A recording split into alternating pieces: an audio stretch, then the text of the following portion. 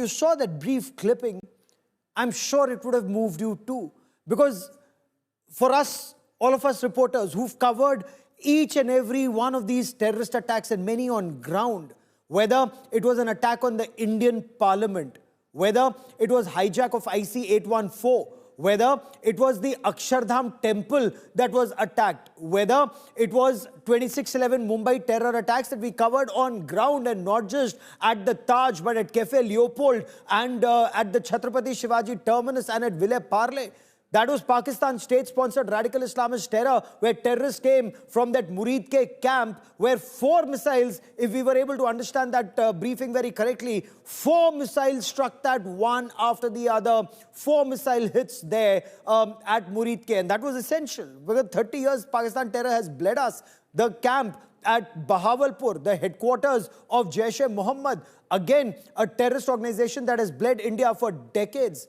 And India very clearly said, you heard Foreign Secretary Vikram Misri, non-escalatory, resolute, no military target, and not an effort to escalate this conflict. Sandeep, the ball very clearly is in Pakistan's court. They want to escalate. They can only target either civilians or the armed forces in India, and the consequences will be for them to bear perhaps even higher. Absolutely, Gaurav. Very, very important words. The choice of words is extremely important in what Foreign Secretary Vikram Misri said.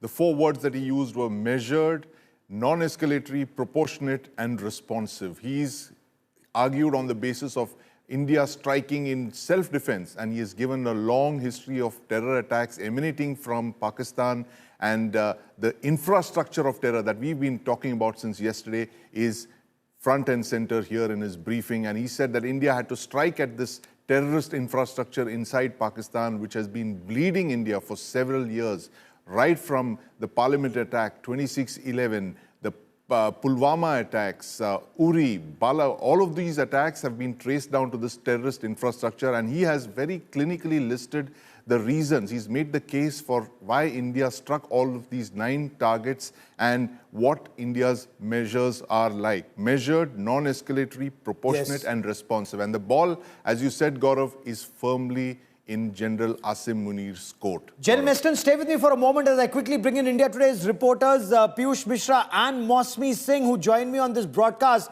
Mosmi, extremely significant, Colonel Sofia Qureshi, when she listed out details, she's a signals officer, and a very clear signal is being sent out to Pakistan that these are the places that have been targeted, and these are the reasons why they've been targeted, from the Sawal camp in Pakistan-occupied Jammu and Kashmir down to Bahawalpur in Pakistan, South Punjab province of Pakistan. Absolutely, the presser, Gaurav, though no questions were taken, was extremely, balanced and calibrated and calculated, just like the response of the Indian forces, where 9 terrorist targets were in fact demolished.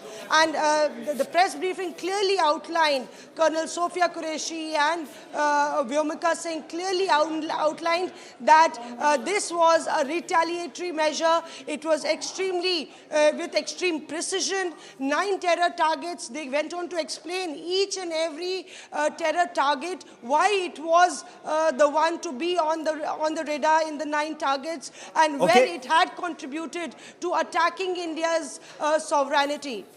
Stay with me for a moment, and for the benefit of viewers who are joining us, this is the Kotli Gulpur camp that was targeted. This is 30 kilometers from the line of control, and I want to explain these images to you very clearly for a moment. So, on that map, and this is an image that's been taken from an unmanned aerial vehicle, that UAV also gives you coordinates of how the UAV is being directed on top of this camp. This is Kotli Gulpur, and Kotli Gulpur is in Pakistan-occupied Jammu and Kashmir. It's about 30 kilometers from the LC. It's opposite Rajouri. So it's south of Pir Panjal.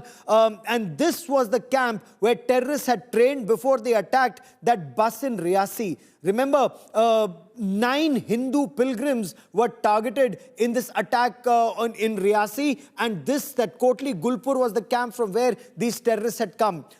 Watch these images very carefully.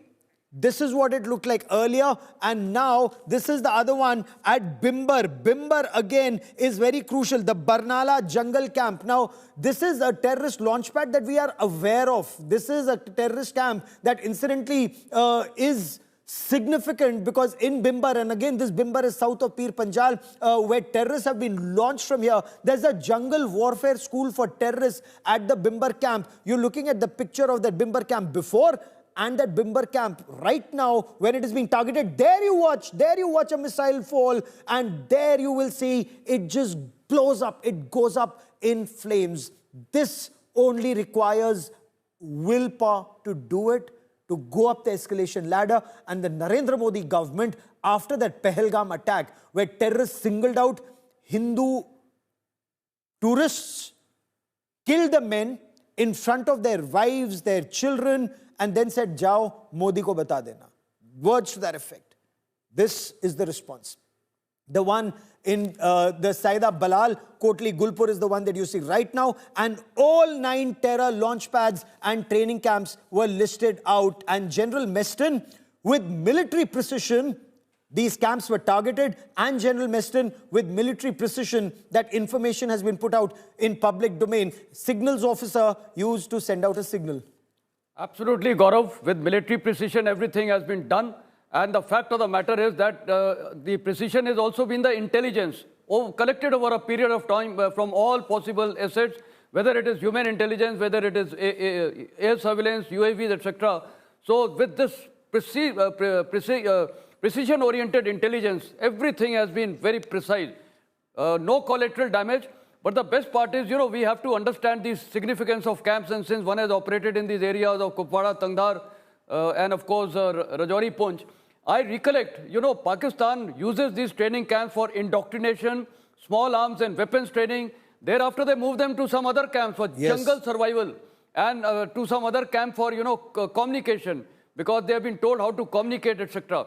So this target has been very, very precision-oriented, and we have achieved our objectives, and brought out very clearly that no military targets have been attacked, and neither the population of Pakistan has been attacked. It is only the terror targets, and our intent is very clear. Just keep targeting these terrorist camps and these so-called terrorists